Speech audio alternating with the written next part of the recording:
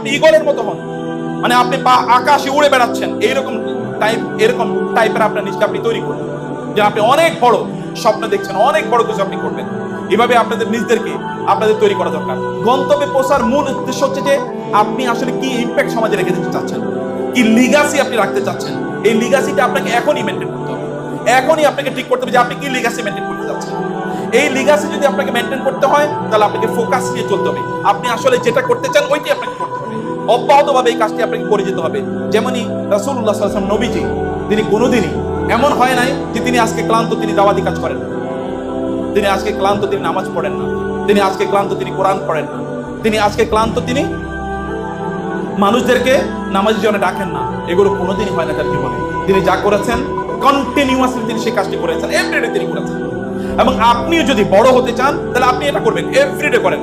Routine, আপনাদের রুটিনের মধ্যে কমপক্ষে এরকম কয়েকটা জিনিস লিখে রাখেন যে আপনি এই কাজগুলোই করবেন ডেইলি। আপনি মনে রাখবেন, বড় কাজ মানুষকে বড় বানায় না, ছোট কাজ অব্যাহতভাবে যখন মানুষ করে তখন তিনি বড় হয়ে যান।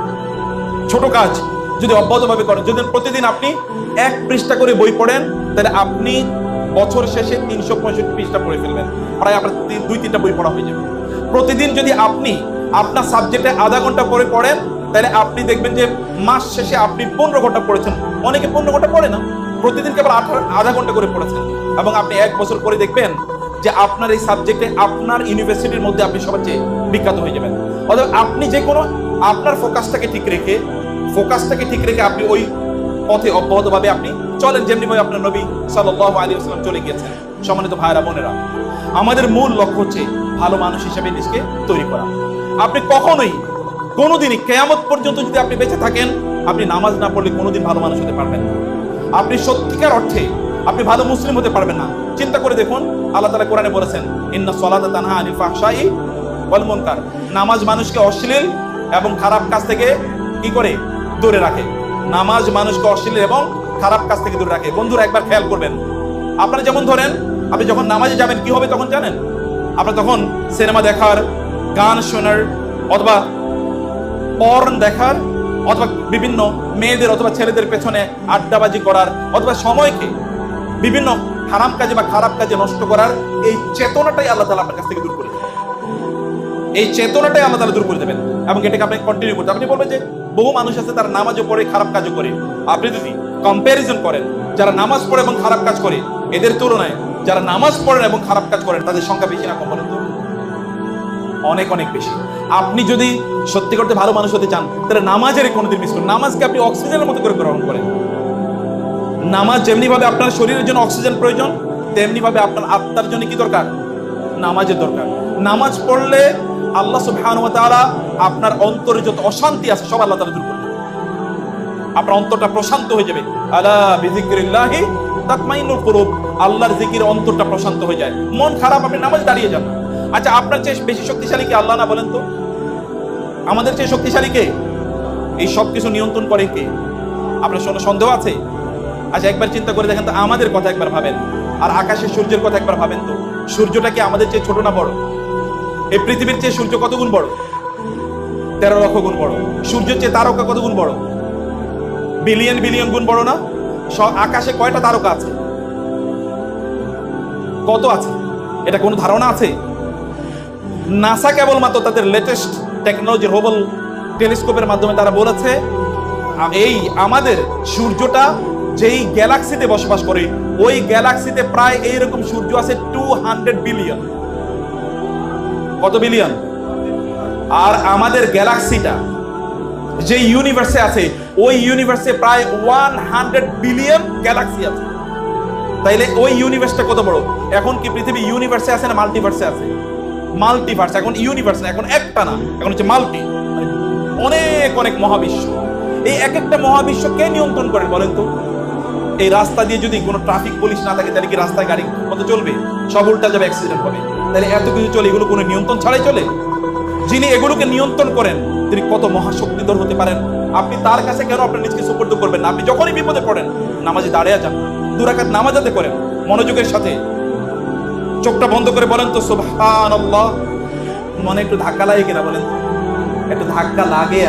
নামাজটাকে মনোযোগ দিয়ে 2 রাকাত সালাত মনোযোগ দিয়ে পড়ে বলেন আল্লাহকে, সিজদায় গিয়ে বলেন, আল্লাহ এটা আমার বিপদ, তুমি আমার বিপদটা দূর করে দাও। দেখেন না, ইউ এক্সপেরিমেন্ট টুডে, আজকে এটা করে দেখেন যে আপনার ওই বিপদ সমাধান হয়ে যায় কিনা। এখন তো আমাদের যুবকরা তারা নিজেরা দিনদার হবে না, কিন্তু তারা একজন কি ঐশ্বরিয়া রায়ের মতো সুন্দরী চায় নাকি?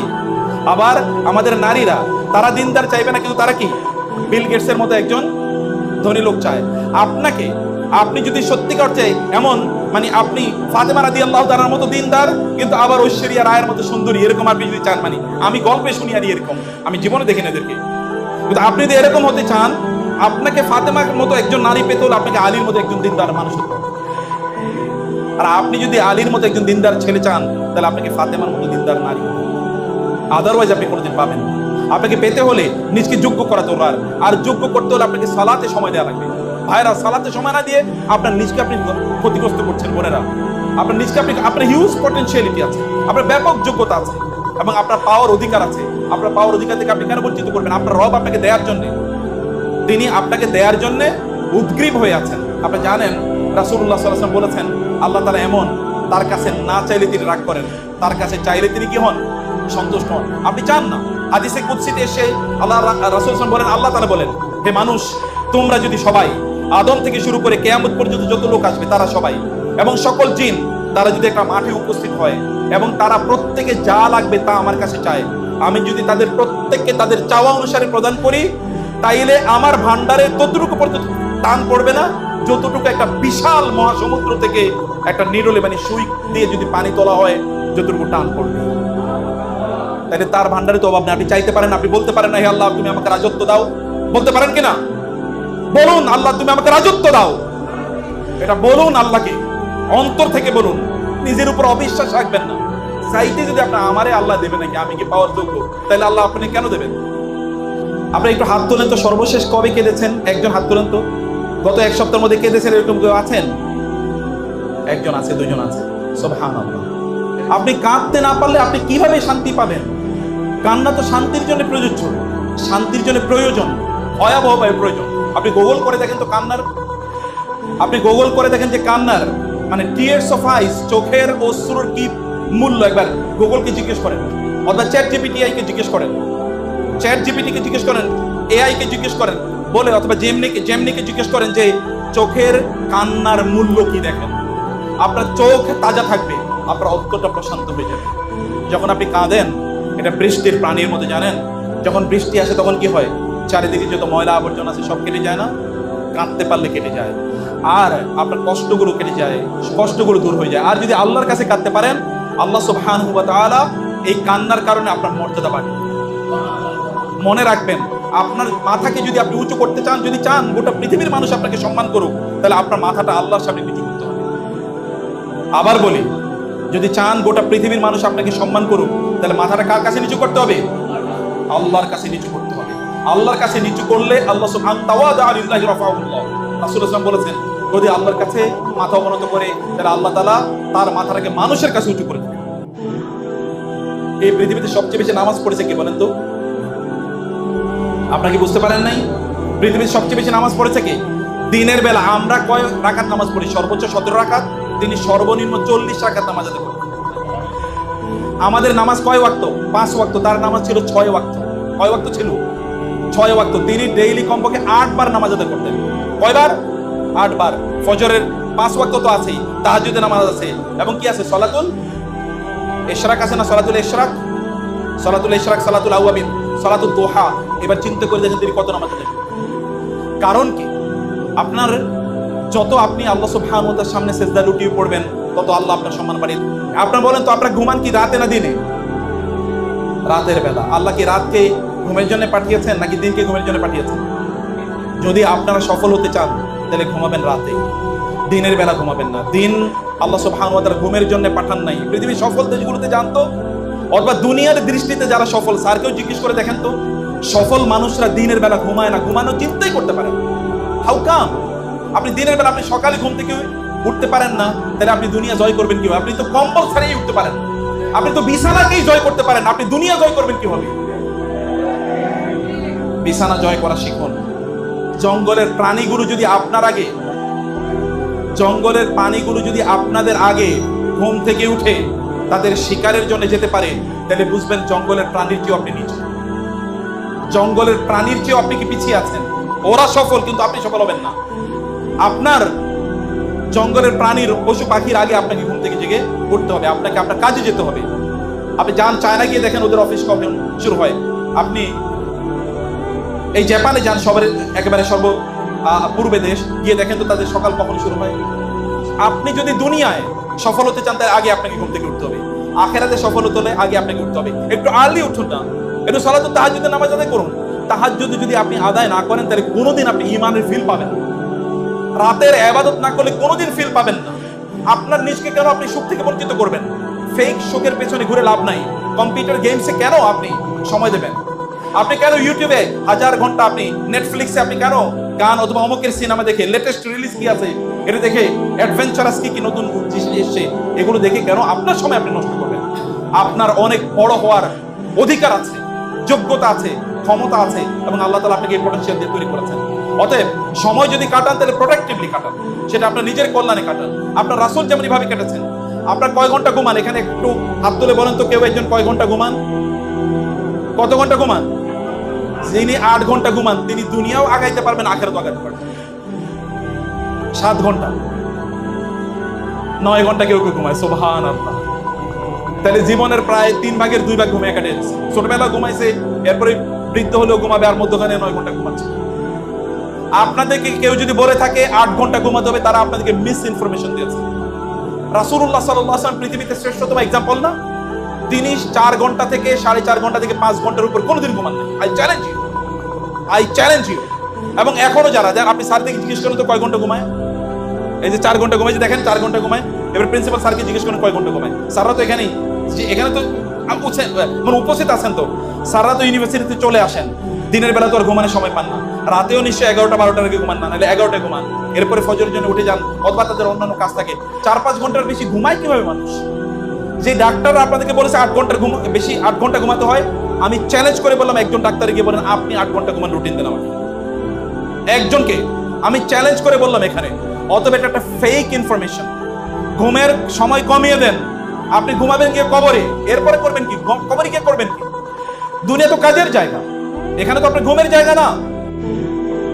এবং আপনার নবীজি কি করেছেন তাকে স্ট্যান্ডার্ড হিসেবে নেন, তাকে এক্সাম্পল হিসেবে নেন। তার চেয়ে সফল পৃথিবীতে কেউ দুনিয়ার মানদণ্ডে, আখেরাতের মানদণ্ডে কোথাও তার চেয়ে বেশি সফল নাই।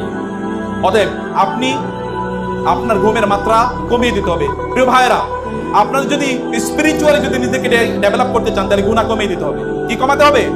গুনাহ। মনে রাখবেন, ইবাদত, কোরআন তেলাওয়াত, আল্লাহর জিকির, তাসবিহ, তাহলিল, এগুলো মানুষের চেহারায় গ্লু তৈরি করে।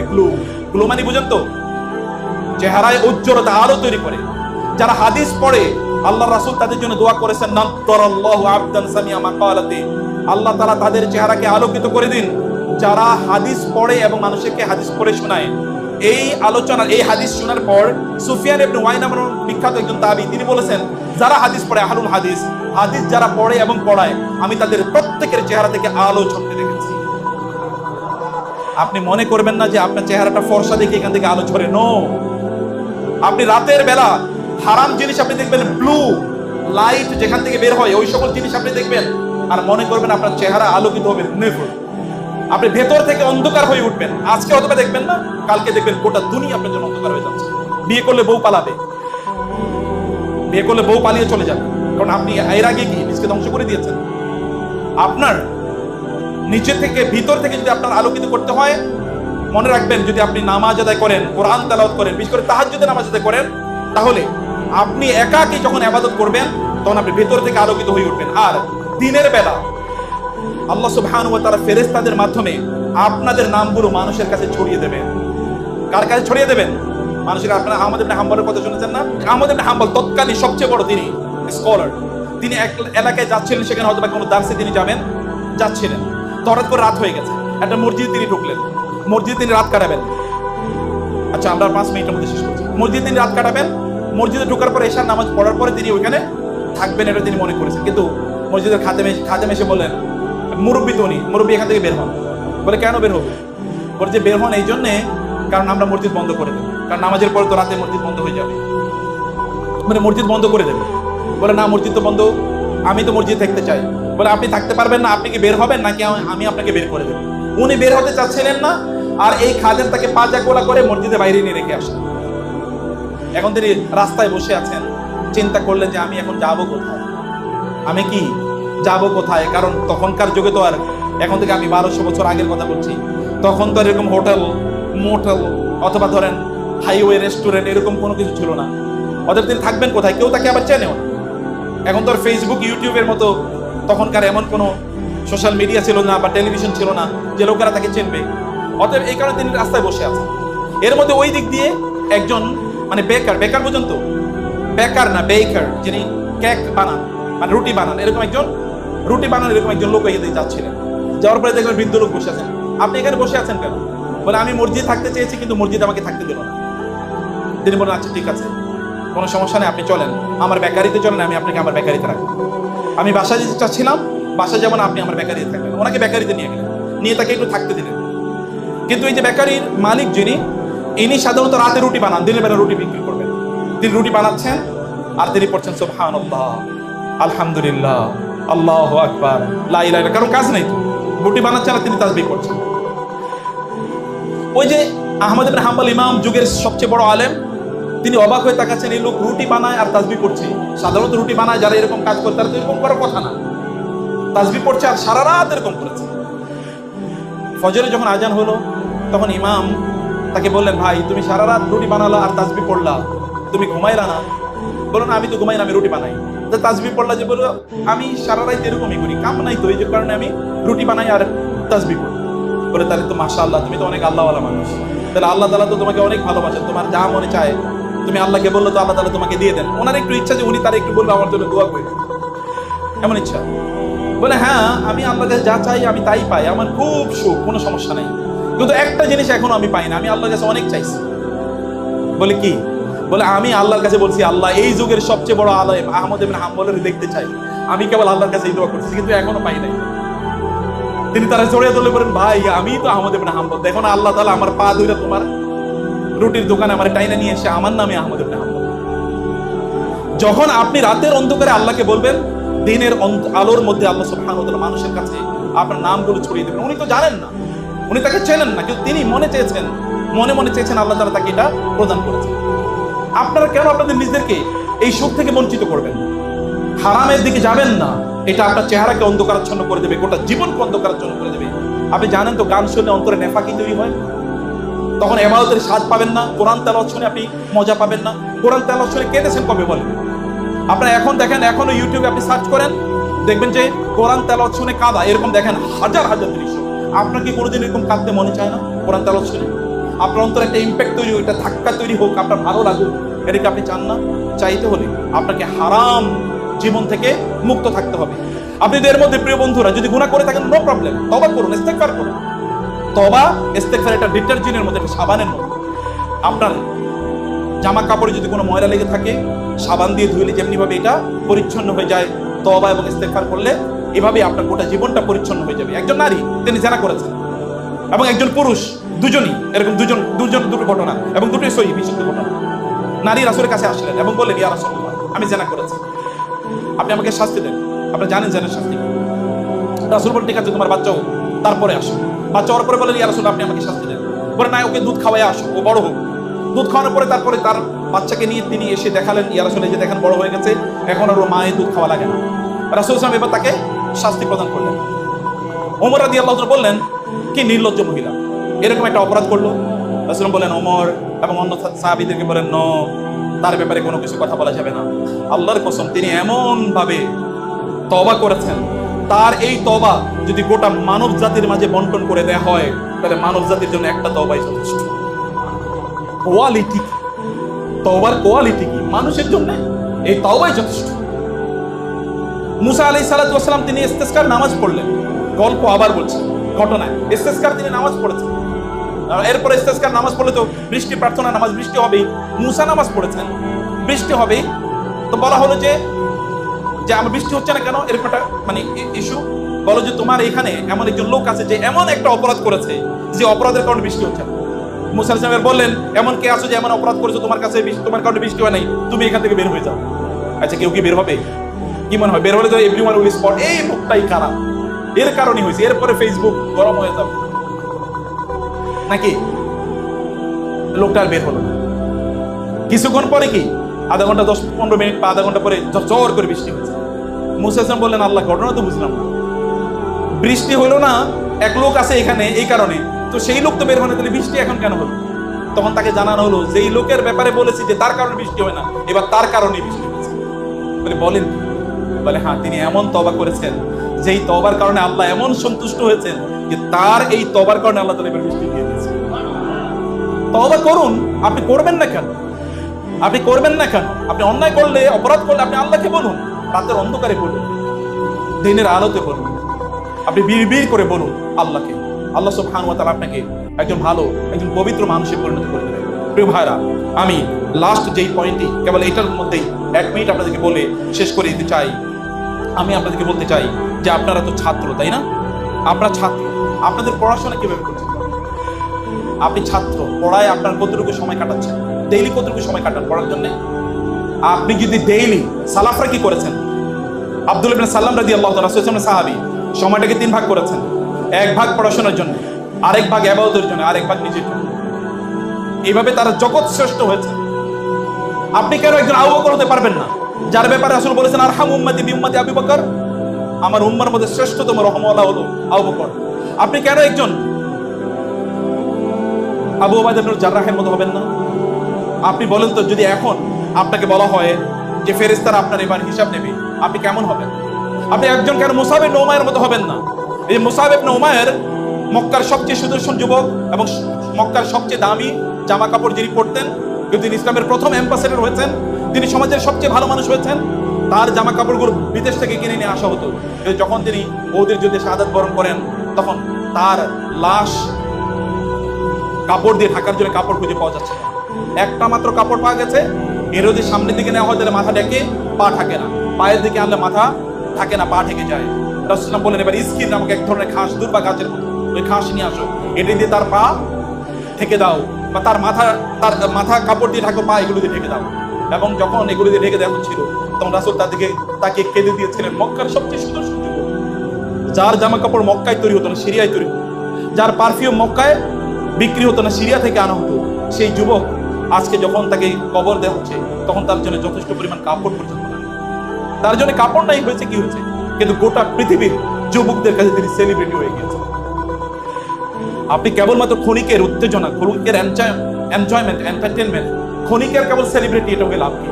আপনি পার্মানেন্ট সেলিব্রিটি হন, যেন লোকেরা আপনাকে শ্রদ্ধা করে, আপনাকে সম্মান করে, আপনার নবীর চরিত্রের জন্য আপনারা লালন করতে পারেন। এখন আপনাকে প্রচুর পড়তে হবে, প্রচুর পড়ুন, ডেইলি পড়ুন, নতুন বই পড়ুন। হাজবি জাবি বই পড়বেন না, যেগুলো আপনাকে ক্ষণিকের আনন্দ দেবে কিন্তু আপনাকে সত্যিকার অর্থে মানুষ বানাবে না, আপনাকে ইনফ্লুয়েন্সিয়াল বানাবে না, সমাজের জন্য ইম্প্যাক্ট তৈরি করবে না। আপনি সমাজে ইম্প্যাক্ট তৈরি করতে হলে আপনাকে অবশ্যই, যদি আপনি সমাজে ইম্প্যাক্ট তৈরি করতে চান, তাহলে অবশ্যই আপনাকে মানুষের জন্য কাজ করার জন্য নিজেকে যোগ্য করে গড়ে তুলতে হবে।